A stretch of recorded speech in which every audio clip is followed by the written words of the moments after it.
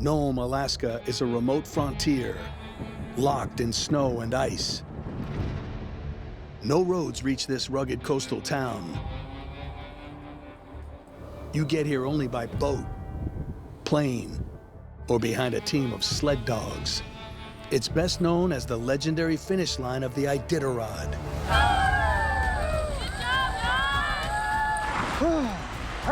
And just 1 week ago, Lauro Eklund wrapped up his second run of the epic race,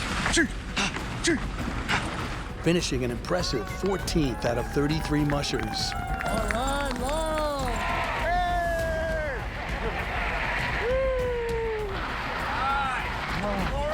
Hey!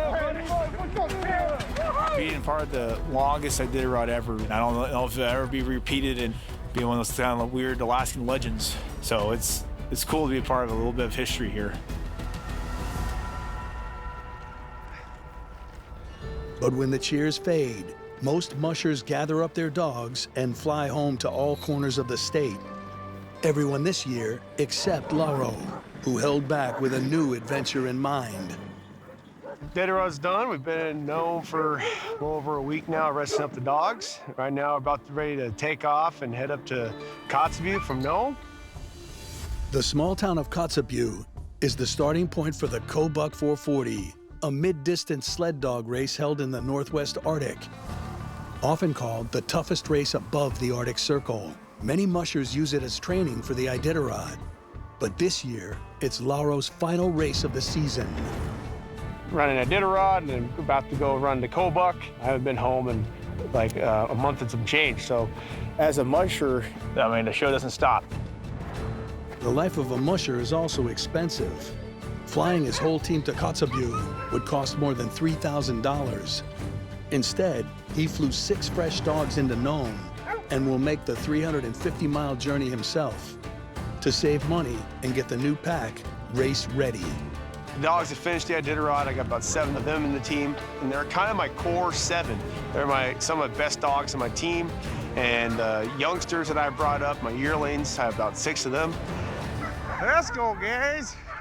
The best training is to travel with your team. We're putting some miles on, getting them warmed up.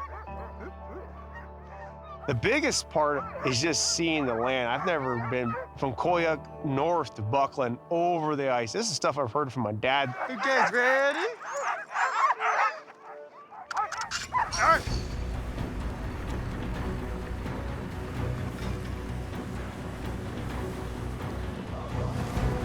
While Lauro won't be pushing the team at race pace, the uncharted course still promises to be an epic challenge.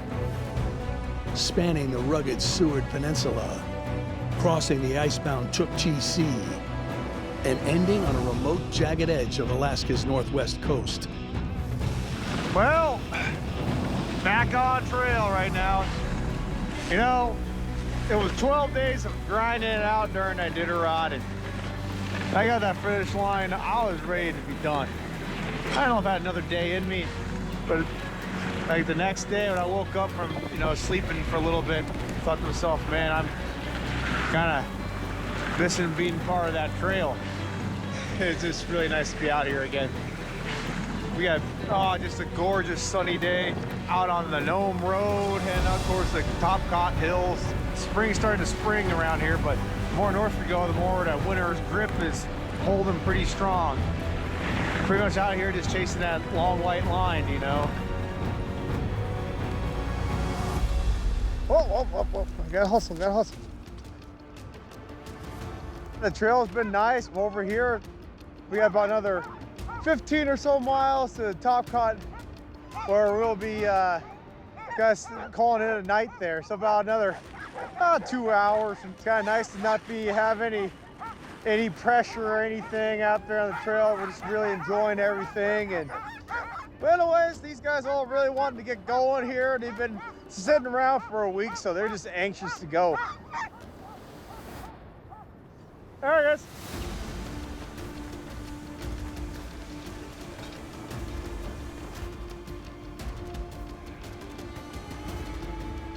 While the trail's been smooth up to this point, from here, it veers into notoriously dangerous territory.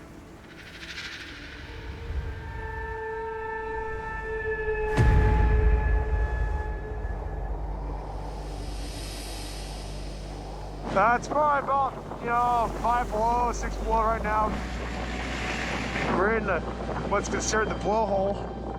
The infamous blowhole is where brutal Bering Sea winds slam the coast, sending temperatures plummeting to bone-chilling lows. You know, you never know when it's going to start, but we're getting a little bit into the blowhole right now. But one thing about doing this whole trip and stuff, especially for my younger dogs, this team, is they get used to this sort of thing. They just kind of almost pre-program them to get ready for the coast. While Alaskan Huskies might be built for the cold, humans are not. Which is why locals in this area built a string of shelter cabins, offering refuge to mushers braving this route.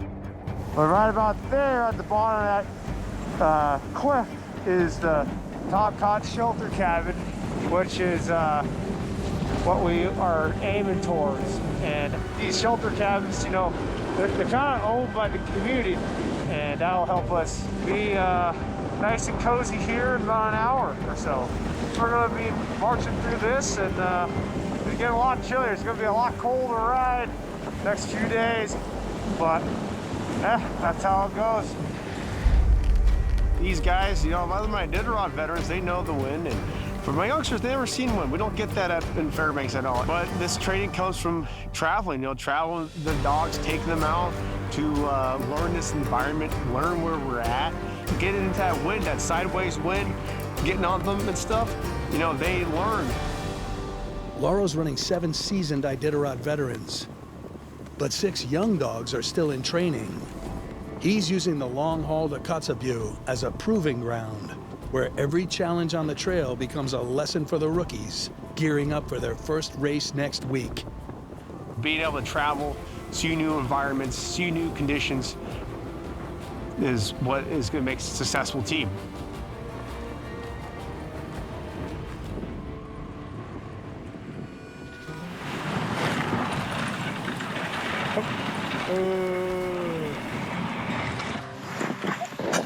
We had some little windstorm through there, but now it's dead calm. And up top on this hill, we had no wind. We had a beautiful spring sunset, so gotta let the dogs loose to hang out.